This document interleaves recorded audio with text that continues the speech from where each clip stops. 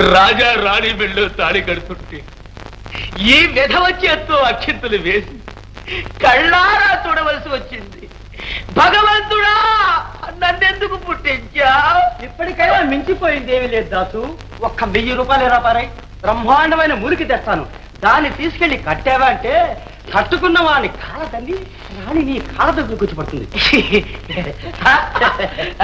ఏంట్రా మళ్ళీ చెప్పు. అవును, కాకపోతే నా చెవు తగ్గొచ్చుంటా.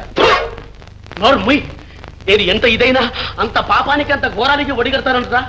ఒరే ఒరే ఒరే, పెళ్ళిని పిల్ల తల్లితో సమానంరా. నీలాంటి వాడిని చేత్తో కాదురా, చెప్పుతో కొట్టగా తగ్గు. నీలాంటి ప్రేమ పిచ్చోళ్ళు ఉంటే మా బోటు లవ్ బ్రోకర్లు ఉంటాం. నా కడుపు కోసం చెప్పాను కానీ తావీదులు పని చేస్తాట. అంతేనా? తాయిత్తులు పరిచయమా? ఓరి దగుల్బాజీ, అప్పుడు 100 అప్పుడు 200 నా దగ్గర గుంజి గుంజి గుంజి నన్ను గుండు కొట్టావు కదరా. ఒరే, నమ్మిన వాడిని మోసం చెయ్యొచ్చా? నమ్మిన వాడిని కాకపోతే నమ్మని వాడిని ఎలా మోసం చేయటం?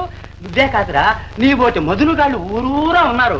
ఉంగరాలు నల్లతాళ్ళు పనిచేస్తాయని మీ బోటి వాళ్ళు నమ్మబట్టే ఇలాంటి వశీకరణ కంపెనీలు ఉన్నాయి. మా బోటి ఏజెంట్లు బ్రతుకుతున్నాం. నువ్వు ఏజెంట్ కూడానా? ఇప్పటి వరకు. కానీ ఇక మీద నీ పుణ్యాన్న సొంత కంపెనీ పెడతా.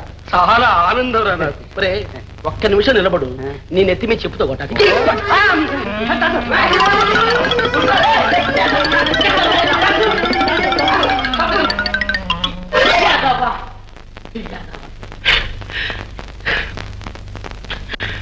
తండ్రి ఆంజనేయ, నీ కళ్ళ ముందు ఇంత మోసం జరుగుతుంటే నా కళ్ళు తెరిపించలేదే.